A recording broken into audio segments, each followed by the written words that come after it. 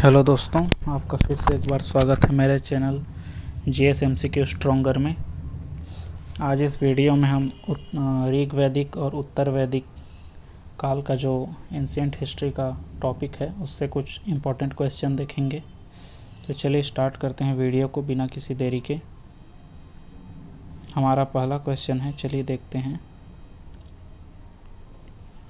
ऋग वैदिक कालीन आर्यों और सिंधु घाटी के लोगों की संस्कृति के बीच अंतर के संबंध में निम्नलिखित कथनों में से कौन सा या सी सही हैं?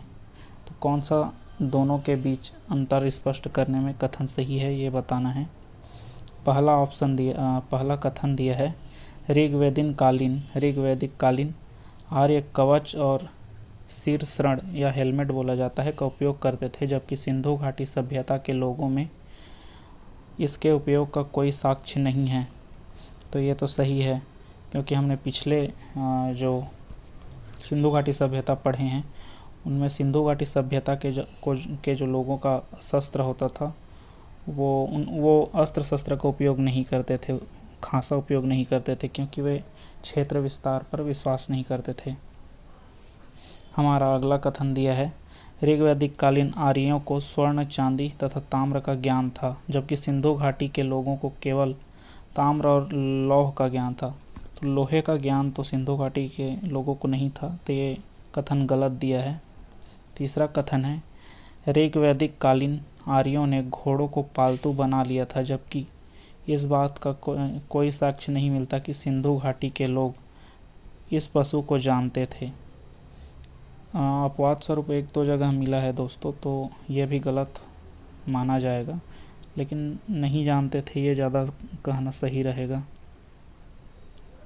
तो ऑप्शन इसमें कथन सिर्फ एक जो है आपका सही है, तो आपका सही इसका आंसर हो जाएगा केवल एक, ऑप्शन ए। चलिए हम अपना अगला क्वेश्चन देखते हैं।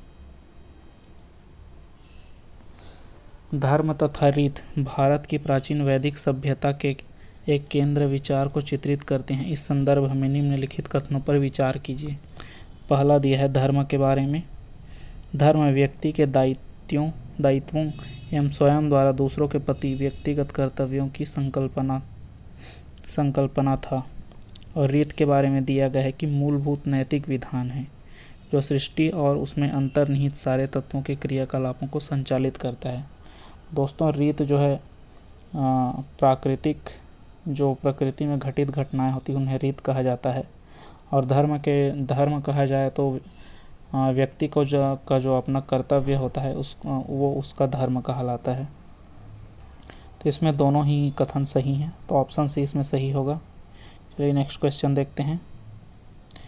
निम्नलिखित आश्रमों को क्रमानुसार जमाइए। तो आश्रम में सबसे पहले ब्रह्मचर्य आता है दोस्तों, फिर उसके बाद आता है गृहस्थ आता है, फिर उसके बाद वानप्रस्थ आता है, फिर उसके बाद आता है संन्यास, लास्ट में संन्यास आएगा। तो ऑप्शन ए इसमें सही आंसर होगा दोस्तों। चलिए अगला क्वेश्चन देखते हैं। गायत्री मंत्र के नाम से प्रसिद्ध मंत्र सर्वप्रथम किस ग्रंथ में उल्लेख मिलता है? तो गायत्री मंत्र का उल्लेख ऋग्वेद में मिलता है। ऋग्वेद के आपके तीसरे मंडल में इसका उल्लेख है। ऑप्शन सी इसमें सही होगा। अगला क्वेश्चन है, गायत्री मंत्र किस पुस्तक में मिलता है? तो ऋग्वेद में, ऑप्शन सी सही होगा। निम्नलिखित में से किसमें विख्यात गायत्री मंत्र का उल्लेख मिलता है? तो ऋग्वेद में मिलता है, ऑप्शन ए सही होगा। ऋग्वेद का सर्वाधिक लोकप्रिय छंद कौन सा है? तो ऋग्वेद का जो है सर्वाधिक लोकप्रिय छंद गायत्री मंत्र है, वो है, ऑप्शन ए इसमें सही होगा। अगला क्वेश्चन दिया है, ऋग्वेद की मूल लिपि। तो ऋग्वेद की मूल लिपि ब्राह्मी लिपि थी दोस्तों, ऑप्शन डी इसमें सही होगा। चलिए इसमें दो सूचियाँ दी गई हैं, उनको मिलाना है कि कौन सा वेद किस वेद का जो है विषय क्या है, ये बताना है। तो ऋग्वेद का जो विषय था दोस्तों वो था स्रोत एवं प्रार्थनाएं हो जाएगा। ऋग्वेद में मूलतः ये है कि वैदिक देवी देवताओं की स्तुति का संग्रह दिया गया है। ऋग्वेद के बाद यजुर्वेद दिया गया है। यजुर्वेद में आपका कर्मकांड के बारे में बोल सकते हैं, क्योंकि यजुर्वेद में जो है यज्ञ संबंधी सूक्तियाँ दी गई हैं। सामवेद सामवेद जो है संगीत से संबंधित है, संगीतमय स्रोत, और अथर्ववेद तंत्र मंत्र और वशीकरण से। इस तरह से हमारा आंसर ये सही होगा दोस्तों। चलिए अगला क्वेश्चन देखते हैं।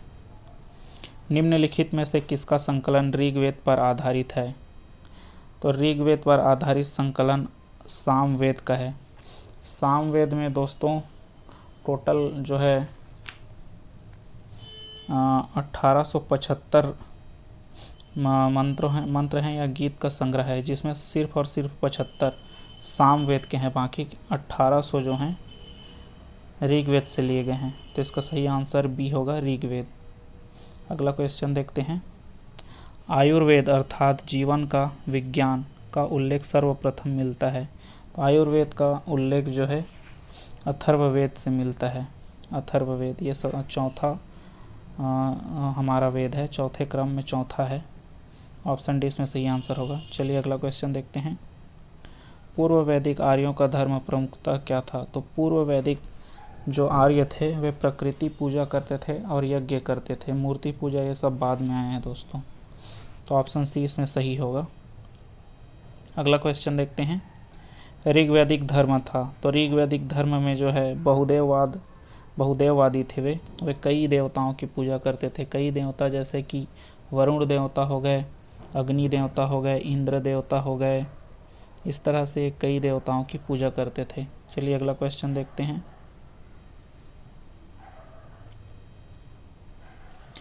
वैदिक काल में जनता निम्न में से मुख्यतः किसमें विश्वास करती थी? तो वैदिक काल में जो है ऋग्वैदिक काल में बलि और कर्मकांड पर ज़्यादा विश्वास करती थी जनता। ऑप्शन डी इसमें सही आंसर होगा। अगला क्वेश्चन देखते हैं। अगला क्वेश्चन दिया है गोत्र शब्द। गोत्र शब्द का प्रयोग सर्वप्रथम हुआ है। गोत्र शब्द का सर्वप्रथम प्रयोग जो है ऋग्वेद में हुआ है। ऋग्वेद के प्राचीन मंडल के दूसरे से 7वें मंडल को जो है मुख्यतः गोत्र मंडल कहा जाता है। तो इसका सही आंसर ऋग्वेद होगा दोस्तों, ऑप्शन बी। चलिए अगला क्वेश्चन देखते हैं।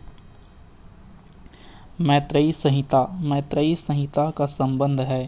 तो मैत्रेयी संहिता का जो संबंध है वो यजुर्वेद से है। ऑप्शन सी इसमें सही होगा। यजुर्वेद की एक और संहिता है मैत्रेयी के साथ जो है, मैत्रेयी के साथ शतपथ जो है इसी का संहिता है, या ब्राह्मण ग्रंथ बोलते हैं इसको। चलिए अगला क्वेश्चन देखते हैं। ऋग्वेद के किन मंडलों को वंश मंडल कहा जाता है? तो अभी मैंने ऊपर आपको बताया है, दूसरे से 7वें मंडल को वंश मंडल या फिर गोत्र मंडल कहा जाता है। ऑप्शन बी इसमें सही आंसर होगा।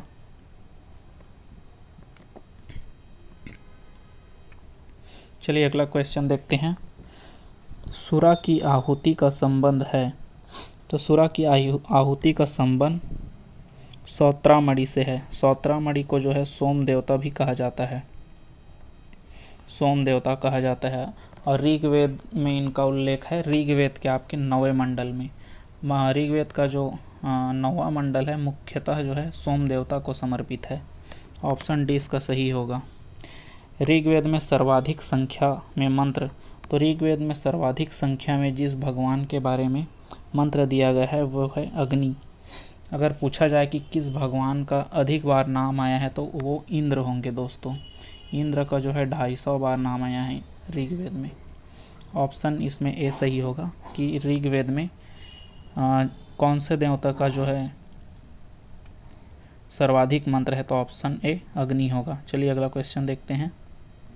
ऋग्वेद में निम्नलिखित में से किस शिल्प का उल्लेख नहीं है?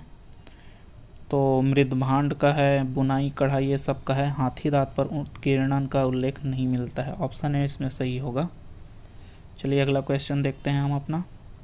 विष्णु का प्राचीनतम उल्लेख कहाँ मिलता है? तो ऋग्वेद में विष्णु का प्राचीनतम उल्लेख मिलता है। ऑप्शन ए इसमें सही आंसर होगा। अपना अगला क्वेश्चन देखते हैं। ऋग्वेद में वशिष्ठ को किसके पुरोहित के रूप में प्रस्तुत किया गया है? तो ऋग्वेद में ऋग्वेद में जो है वशिष्ठ को भरतों के गुरु के रूप में प्रस्तुत किया गया है। वशिष्ठ जो हैं वशिष्ठ जो है आर्यों के गुरु थे। ये 5 राजा थे, अनु, दहु, पुरु, तुर्वस और यदु। और जो है आर्य और अनार्यों के बीच एक युद्ध हुआ था जिसे दसराक युद्ध कहा जाता है, जिसमें जो है भरत कबीले के राजा जो थे उनकी विजय हुई थी। और यह जो दसराक युद्ध है वो रावी नदी के तट पर लड़ी गई थी, और रावी को उस समय परुषणी कहा जाता था, पुरुषणी। तो ऑप्शन बी इसमें सही आंसर होगा। चलिए अगला क्वेश्चन देखते हैं। 10 राजाओं के युद्ध में भरतों के पुरोहित कौन था? भरतों का पुरोहित, तो भरतों का पुरोहित वशिष्ठ थे। ऑप्शन बी इसमें सही आंसर होगा। अगला क्वेश्चन देखते हैं।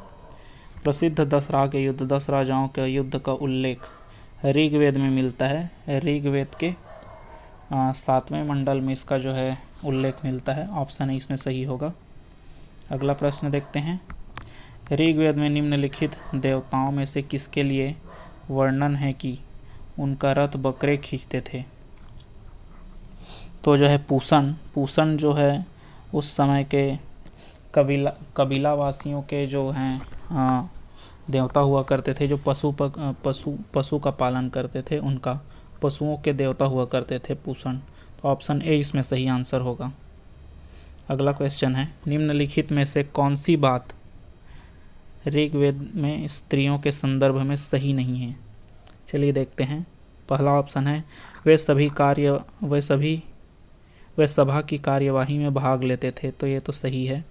वे यज्ञों का अनुष्ठान करती थीं, ये भी सही है। युद्ध में सक्रियता से भाग लेती थी, ये भी सही है।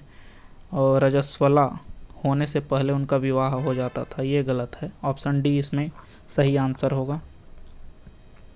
हमारा अगला प्रश्न है, निम्नलिखित ग्रंथों में से प्रस्तुत किसमें यज्ञ वेदियों का निर्माण का विवरण है? किस सुल्व में है उसको बताना है। तो जो है सुल्व सूत्र में जो है सुल्व सूत्र ग्रंथ में वेदिकाओं के निर्माण का जो है हमें विवरण मिलता है।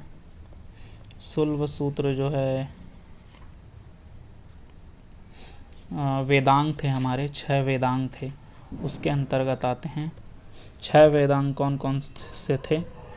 शिक्षा, कल्प, व्याकरण, निरुक्त, छंद और ज्योतिष। तो इसमें जो कल्प वेदांग था उसके अंतर्गत 4 सूत्रों का वर्णन किया गया है। सोत सूत्र, गृहस्थ सूत्र और सुल्व सूत्र और धर्म सूत्र। तो सुल्व सूत्र में जो है वेदिकाओं के निर्माण का विवरण किया गया है। ऑप्शन डी इसमें सही आंसर होगा। चलिए अगला क्वेश्चन देखते हैं। अब अवेस्ता और ऋग्वेद में समानता है। अवेस्ता किस क्षेत्र में है? तो अवेस्ता ईरान में है। ऑप्शन बी इसमें सही होगा। अगला क्वेश्चन देखते हैं। निम्न में से कौन सा वेद गद्य और पद्य दोनों में है? तो गद्य और पद्य दोनों में है, वो है यजुर्वेद। यजुर्वेद के 2 भाग हैं दोस्तों, एक तो शुक्ल यजुर्वेद और एक जो है कृष्ण यजुर्वेद। शुक्ल यजुर्वेद पूर्णतः जो है पद्य शैली में है और कृष्ण यजुर्वेद गद्य एवं पद्य दोनों में है। चलिए अगला क्वेश्चन देखते हैं। छांदोग्य उपनिषद का संबंध किस वेद से है? तो छांदोग्य उपनिषद का संबंध सामवेद से है। इसका सही आंसर सामवेद होगा। सामवेद जो है सबसे प्राचीनतम गद्य उपनिषद है दोस्तों, जिसमें पुनर्जन्म के बारे में भी बताया गया है। चलिए अगला हम अपना क्वेश्चन देखते हैं। निम्नलिखित में से कौन सा वेद सबसे प्राचीन है? तो ऋग्वेद जो है सबसे प्राचीन वेद है। ऑप्शन सी इसका सही आंसर होगा। हमारा अगला प्रश्न है, कौन सा सबसे प्राचीन वेद है? तो ऋग्वेद सबसे प्राचीन वेद है। ऑप्शन बी सही आंसर होगा। अगला क्वेश्चन है, इनमें सुमेलित करना है। तो अथर्ववेद जो है औषधियों से संबंधित है। इसमें जो है आयुर्वेद के बारे में बताया गया है, जड़ी बूटियों, मंत्र उच्चारण, इन सब के बारे में। अथर्ववेद जो है सर्वश्रेष्ठ वेद है दोस्तों, लेकिन उसको उस ऊंचाई तक जो है प्रतिष्ठा प्राप्त नहीं है, उस लेवल तक। अब ऋग्वेद में जो है ईश्वर की महिमा के बारे में बोला जा सकता है, क्योंकि इसमें जो है देवी देवताओं के मंत्रों का संकलन है। यजुर्वेद को हम बलिदान विधि बोल सकते हैं दूसरा, और सामवेद में संगीत के बारे में है, तो इसका ऑप्शन ए सही होगा आंसर। चलिए अगला प्रश्न देखते हैं। हमारा अगला प्रश्न है ऋग्वेद संहिता का 9वां मंडल किसको समर्पित है? तो मैं आपको बता चुका हूँ, ऋग्वेद जो है सोम देवता को समर्पित है, जो इसका 9वां मंडल है, तो ऑप्शन डी इसका सही आंसर होगा। ऋग्वेद में जो सोम देवता का वर्णन है, सोम देवता को स्वर्ग का देवता भी कहा जाता है। और पर्वतीय जो साहित्य हैं उसमें इनकी जो तुलना है चंद्रमा से की गई है। चलिए अगला क्वेश्चन देखते हैं। ऋग्वेद का कौन सा मंडल पूर्णतः सोम को समर्पित है? तो 9वां मंडल पूर्णतः सोम को समर्पित है, ऑप्शन सी इसका सही आंसर होगा। अगला क्वेश्चन है हमारा, यज्ञ संबंधी विधि विधानों का पता चलता है? तो यज्ञ से संबंधित विधि विधानों का पता यजुर्वेद से चलता है, ऑप्शन डी इसका सही आंसर होगा। अगला प्रश्न देखते हैं। वैदिक युगीन सभा ऑप्शन ए है गांवों के व्यावसायिक लोगों की संस्था थी, ये गलत है। राज दरबार होता था, ये भी गलत है। मंत्री परिषद थी, ये सही हो सकता है। राज्य के समस्त लोगों की राष्ट्रीय सभा थी, ये गलत है। ऑप्शन सी इसमें सही होगा, मंत्री परिषद थी। वैदिक काल में जो है दोस्तों 4 तरह की संस्थाएं थी, सभा समिति विदत और गण। ये 4 समितियां थी, जिसमें से सभा जो है इसमें मंत्री परिषद है एक तरह का समझो। इसका जो अध्यक्ष होता था वो सभापति कहलाता था, इसके सदस्य सुजान कहलाते थे, और जो भागीदार होते थे वे सभेय कहलाते थे। और सभा का जो है कार्य होता था न्याय करना और राजा को सलाह देना। सभा को अथर्ववेद में जो है नरिष्ठा कहा गया है, जिसका अर्थ अनुल्लंघनीय होता है। अर्थात यह है कि सभा जो भी फैसला सुनाता है उसका उल्लंघन नहीं किया जा सकता। चलिए अगला क्वेश्चन देखते हैं। वैदिक युग में प्रचलित लोकप्रिय शासन प्रणाली थी, तो उस समय जो है वंशानुगत चलती थी, राजतंत्रात्मक थी, और तो वंश परंपरागत राजतंत्र, ऑप्शन डी इसका सही आंसर होगा। अगला क्वेश्चन देखते हैं। निम्नलिखित 4 वेदों में से किस एक में जादुई माया और वशीकरण का वर्णन है? तो सबसे अंतिम जो वेद है हमारा, सबसे अंतिम वेद अथर्ववेद, उसमें इसके बारे में बताया गया है, जादू टोना और वशीकरण के मंत्र में बारे में, तो ऑप्शन सी इसका सही आंसर होगा। अगला प्रश्न देखते हैं। सर्वप्रथम स्तूप शब्द कहाँ मिलता है? तो सर्वप्रथम स्तूप शब्द ऋग्वेद में मिलता है, ऑप्शन ए इसका सही आंसर होगा। अगला क्वेश्चन है, वर्ण व्यवस्था से संबंधित पुरुष सूक्त मूलतः पाया जाता है? तो पुरुष सूक्त है वह ऋग्वेद में मिलता है दोस्तों। ऋग्वेद में इसके बारे में हमें 10वें मंडल में जो है इसका वर्णन है पुरुष सूक्त का। इसमें हुआ क्या था, बताया क्या गया है, इसमें मूलतः 4 वर्णों के बारे में बताया गया है। कहा जाता है कि एक विराट पुरुष थे जिनको ब्रह्मा कहा गया है, उनका बलि दिया गया, तो उन्हीं से 4 वर्ण जो है निकले। उनके जो मुख से है ब्रह्मा जी निकले, भुजा से मुख से है ब्राह्मण निकले, भुजा से क्षत्रिय, जंघा से वैश्य और चरण से शूद्र निकले। इसका ऑप्शन सी सही आंसर होगा। चलिए अगला क्वेश्चन देखते हैं। किस वैदिक ग्रंथ में वर्ण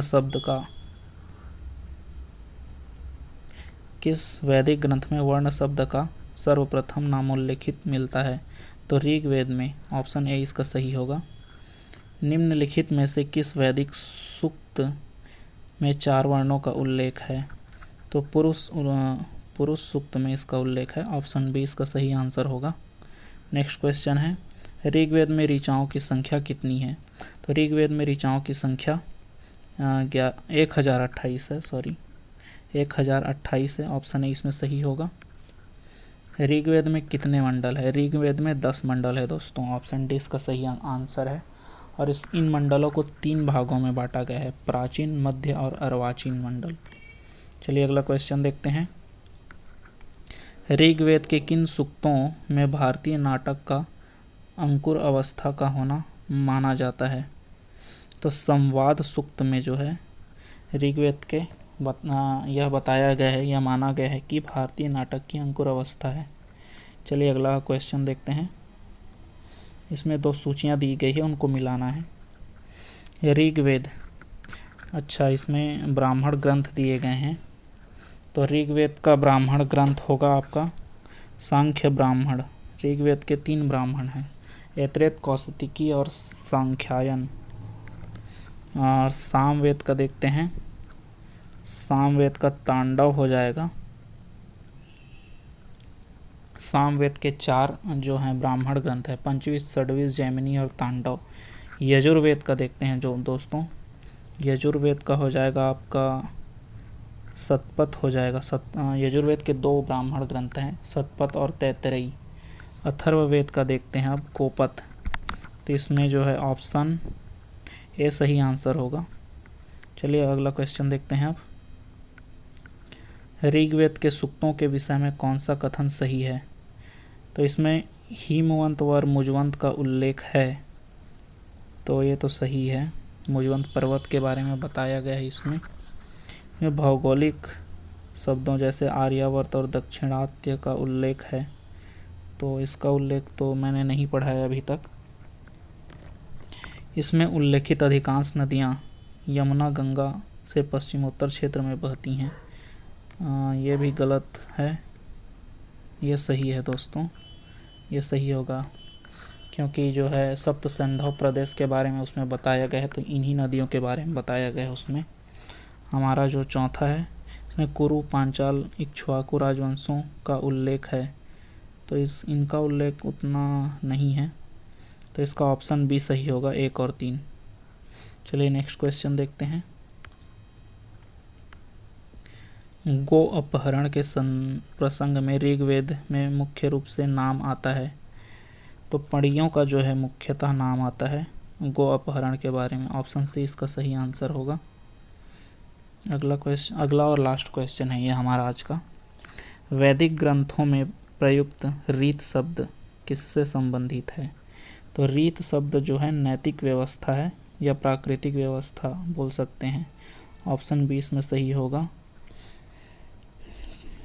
प्राकृतिक नियम भी बोल सकते हैं हम इसे, तो ऑप्शन बी जो है इसमें सही सब आंसर होगा। तो आज के लिए बस इतना ही रहेगा दोस्तों। अगले वीडियो में हम